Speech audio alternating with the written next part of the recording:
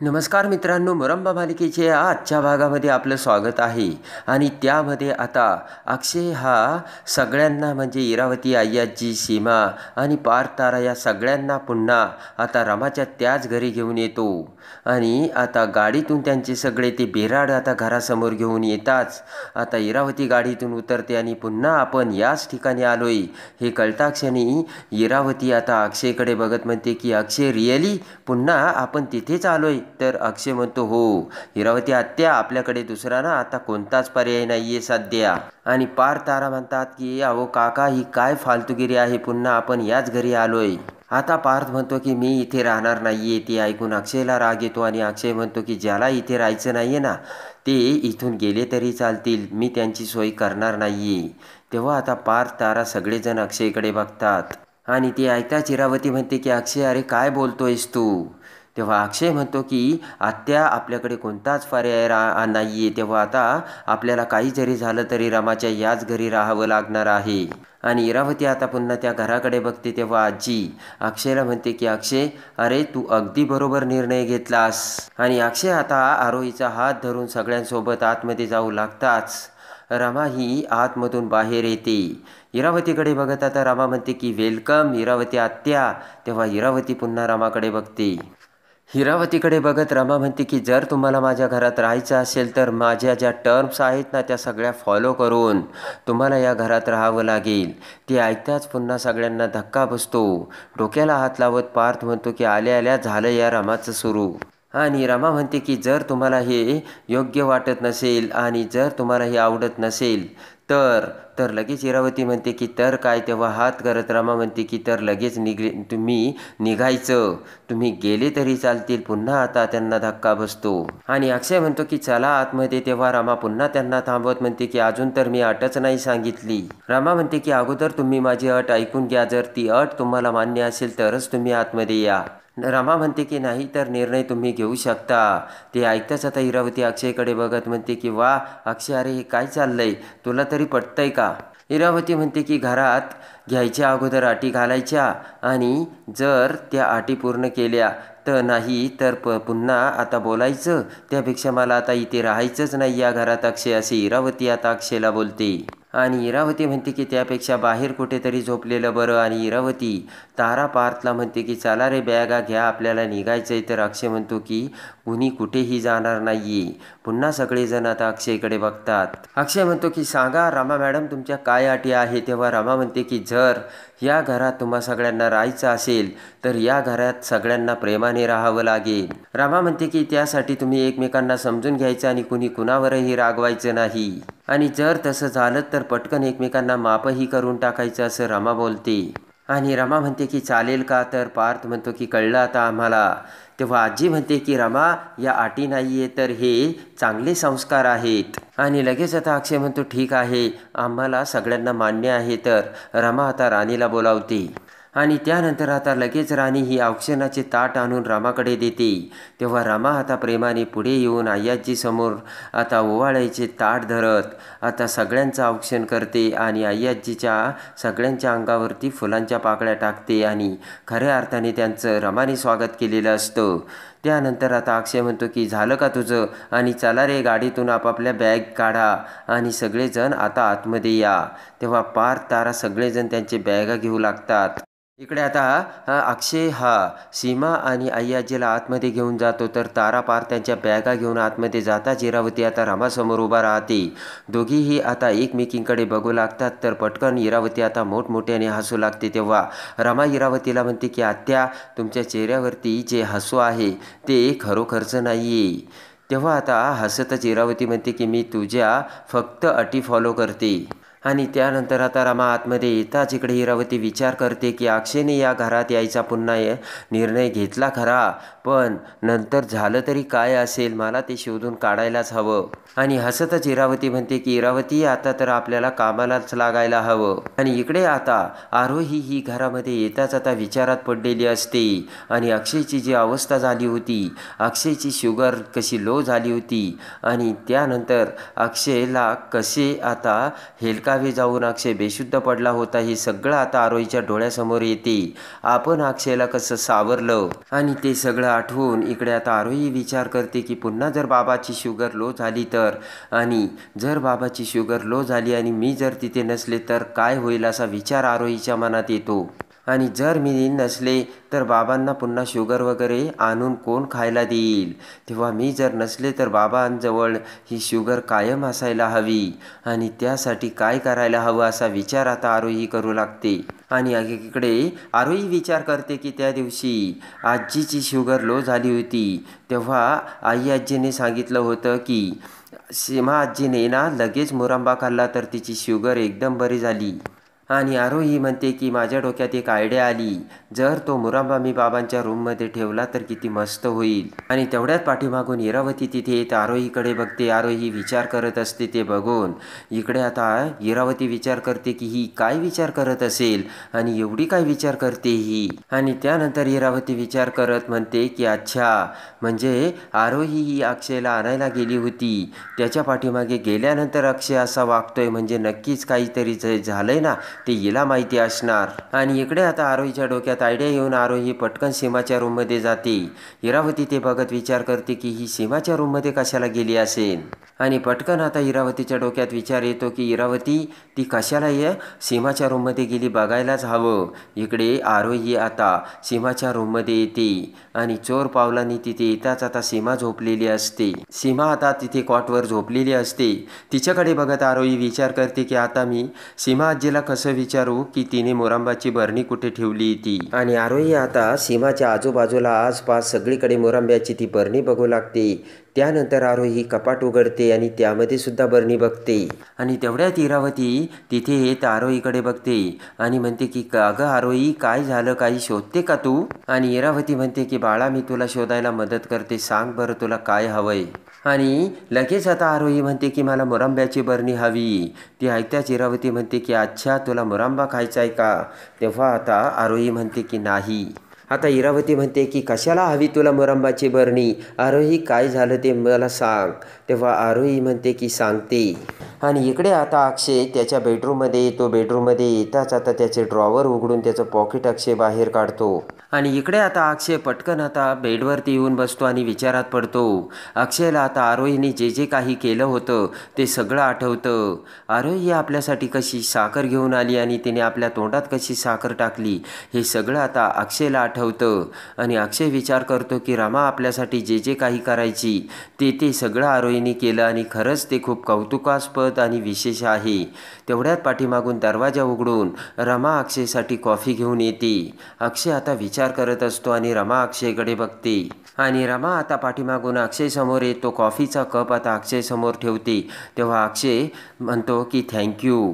आणि अक्षय पुन्हा लगेच आता त्या कॉफीचा एक घोट घेतो. आणि लगेच आता अक्षय म्हणतो की हा नेहमीसारखा नाही झालं गा. आणि मालविका तू, असे म्हणत अक्षय पाठीमागे बघताच अक्षयला आता समोर रमा दिसते.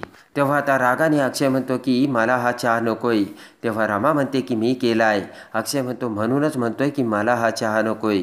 तेव्हा आता रमा म्हणते की तुम्हाला काय झालंय, आल्यापासून तुम्ही असं का वागताय. तर चहाचा कप अक्षय बाजूला ठेवतो. अक्षय म्हणतो की आम्हाला जो त्रास झालाय ना, त्या त्रासाचा आनंद तुझ्या चेहऱ्यावरती दिसतोय आणि मला सगळं कळतंय. आणि तो आनंद तुझ्या चेहऱ्यावरती दिसल्यानंतर तू म्हणूनच असं वागते, असं अक्षय रमाला बोलतो. अक्षय म्हणतो की अगोदर आम्हाला असं वागायचं आणि नंतर घराबाहेर काढायचं आणि मग आम्हाला रस्त्यावरती आणायचंय आणि तुझे हाल आमचे हाल करायचे आणि मग पुन्हा आम्ही घरामध्ये आलो तर आम्हाला घरामध्ये घ्यायचं, असाच तुझा प्लान होता ना, असे अक्षय रमाला विचारतो. आणि त्यानंतर मी रस्त्यावरती अशी रूम शोधत फिरत असताना मला चक्कर आली, माझी शुगर लो झाली. तेव्हा माझी मुलगी माझ्यासाठी धावून आली आणि तिने कशीबशी माझ्यासाठी शुगर आणून मला वाचवलं. आणि हे सगळं तुला बघायचं होतं आणि हे सगळं तुला करायचं होतं, म्हणूनच तू असं केलं ना, असे अक्षय रामाला बोलतो.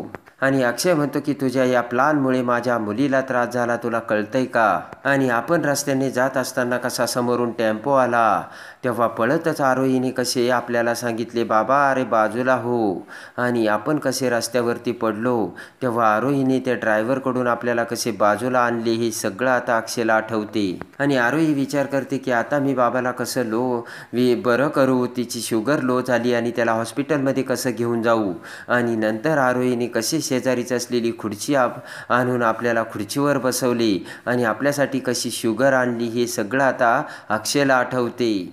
आणि आरोहीने चॉकलेट किंवा काही असेल तरी चालेल तेव्हा दुकानदाराने आरोहीला शुगर घेऊन आरोही आता कशी ती साखर घेऊन आपल्याकडे आली आणि आपल्या तोंडात साखर घालून आरोहीने आपल्याला कसं वाचवलं हे सगळं आता अक्षयच्या डोळ्यासमोर नाचत असतं. आणि इकडे मालविका, पार्थ, तारा सगळेजण आता त्या रूममध्ये असताना इरावतीला आता आरोही घडलेली सगळी हकीकत सांगते आणि रडतच म्हणते की त्यासाठी मला मोरांब्याची बरणी हवी होती. आणि आरोही म्हणते की जर माझ्या बाबाला जर काही झालं असतं तर मी काय केलं असतं.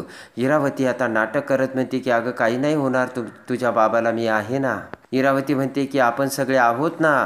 पार्थ, तारा माना हलवतात. इरावती म्हणते की आपण सगळे असताना तुझ्या बाबाला ना काहीच होऊ देणार नाही. इरावती म्हणते की हा जो त्रास झाला ना तुझ्या बाबाला आरोही तो कुणामुळे झाला तुला माहिती आहे का? तेव्हा आरोही म्हणते कुणामुळे? तारा आणि पार्थ म्हणतात की साहजिकच आहे, रमामुळे. इरावती म्हणते की बरोबर आहे, त्या रमामुळेच त्रास झाला. ती बाबांशी कशी वागली, तिने बाबांबरोबर भांडण केलं, आपल्या सगळ्यांना घराबाहेर काढलं. आणि इरावती म्हणते की म्हणूनच तुझ्या बाबांना त्रास झाला आरोही. पार्थ म्हणतो आरोही हे खूप चुकीचं आहे बरं का. आणि इरावती म्हणते की एवढी मोठी गाडी पाठीमागून आले आणि तिने जर बाबांना उडवलं असतं तर. आरोही आता इरावतीकडे बघते तर इरावती म्हणते पण नाही उडवलं ना, कारण माझी बाळ आरोही गेली ना बाबाला वाचवायला. आणि इरावती म्हणते की बघितलं ना ती रमा कशी त्रास देते आरोही, ती जेवणसुद्धा तिने किती पाठवले होतं, एका माणसाचं जेवण पाठवलं होतं, ते एवढ्यांना कधी पुरतंय का? आणि इरावती म्हणते की तिने आपल्या सगळ्यांचा कसा अनादर केला, एवढं कुठं इरिस्पेक्टफुल असतं का? आरोही तूच आता सांग. असे इरावती आता आरोहीला रमा विरोधात भडकावत असते. आरोही आता इरावतीचे ते सगळे बोलणे ऐकत असते. इरावती म्हणते की रमाच्या या अशा वागण्यामुळे बाबाला किती त्रास झाला. इरावती म्हणते की बरं जाऊ दे आरोही, आता असं रडायचं नाही. इरावती म्हणते की पण तू आहेस ना आता बाबासाठी, आणि बाबासाठी तुला असं रडून चालणार नाही आरोही, त्यासाठी तुला स्ट्रॉंग राहावं लागेल. आणि लगेच आता आरोही म्हणते की पण त्यासाठी मग मला काय करावं लागणार. तेव्हा आता पटकन इरावती ताराला दरवाजा लावायला सांगते. आता ताराने दरवाजा लावता क्षणी इरावती आरोहीला समजावू लागते. आणि इकडे आता रमाने ते सगळं बोलणं ऐकलेलं असतं. तेव्हा आता रमा इकडे अक्षयला म्हणते की चला आपण डॉक्टरकडे जाऊ आणि चेक करू. अक्षय रमाचा हात झटकवतो आणि अक्षय म्हणतो की काही गरज नाही अशी सहानुभूती दाखवायची. अक्षय म्हणतो की तू हे सगळं का चालवलंयस आणि अशी का वागतेस तू. आणि अक्षय म्हणतो की तू अशी का त्रास देतेस. तेव्हा रमा म्हणते की हाच प्रश्न मी तुम्हाला विचारू शकते. रमा म्हणते की काय म्हणाला तुम्ही आता, मी प्लॅनिंग केलं आणि तुम्हाला त्रास देण्याचा प्रयत्न केला असंच ना. आणि मग माझ्या चेहऱ्यावरती आनंद आहे. तेव्हा अक्षय म्हणतो हो तसंच आहे आणि अजूनही तुझ्या चेहऱ्यावर त्याचा आनंद आहे. रमा म्हणते की बरोबर आहे तुमचं, मी तरी तुमच्याकडून का अशी अपेक्षा करते काय माहिती, कारण तुम्ही तुमच्या बायकोला कधीच ओळखू शकला नाहीत. आणि ते ऐकताच अक्षय रमाकडे बघतो तर रमा म्हणते तेव्हासुद्धा तुम्ही ओळखू शकला नाहीत आणि आत्तासुद्धा नाही.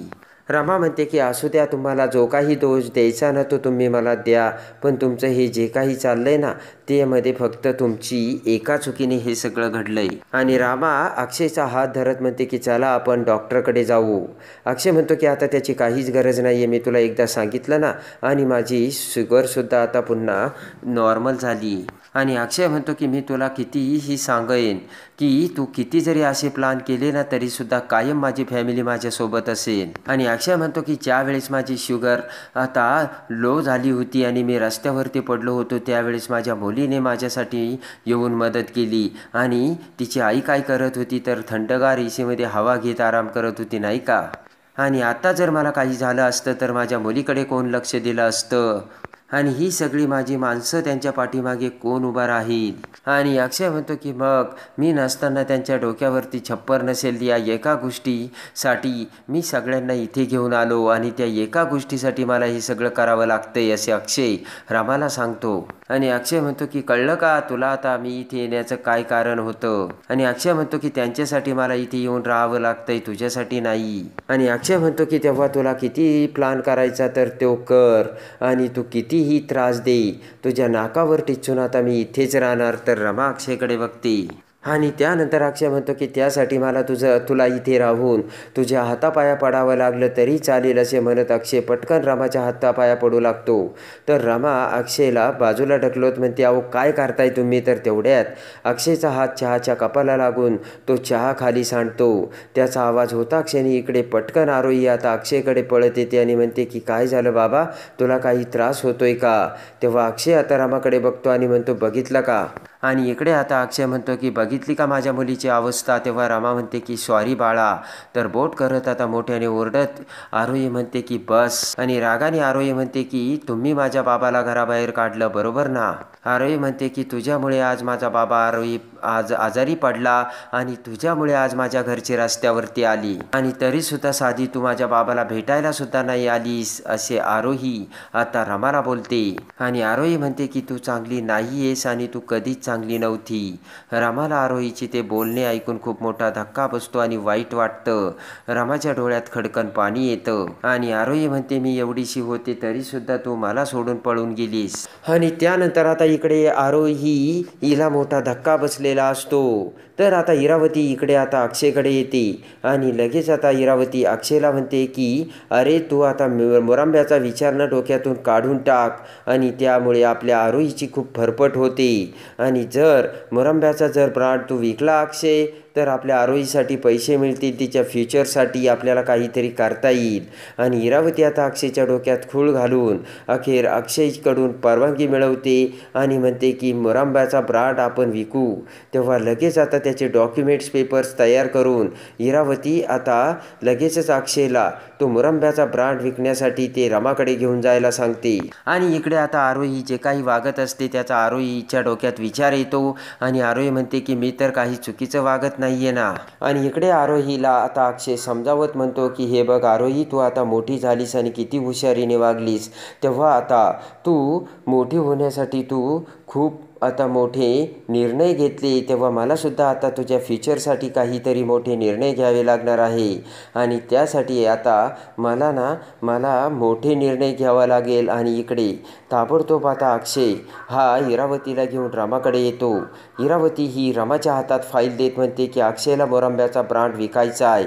ते ऐकून आता रमाला धक्का बसतो आणि रमा ही अक्षयकडे बघते. तर पुन्हा एकदा अक्षयला इरावतीने आता मोठी घोडचूक करायला लावलेली असते. आणि इकडे आता आरोहीच्या मनात गैरसमज निर्माण करून आरोहीला सुद्धा इकडे इरावतीने रमापासून बाजूला केलेलं असतं. तेव्हा रमा आरोहीला पुन्हा आता खऱ्या खोट्याची ओळख कशी करून देते आणि रमा ही अक्षयच्या मनातील गैरसमज आता कसा दूर करणार हे बघण्यासाठी आणि या मालिकेच्या डेली अपडेटसाठी आपल्या चॅनलला लाईक करा, सबस्क्राईब करा.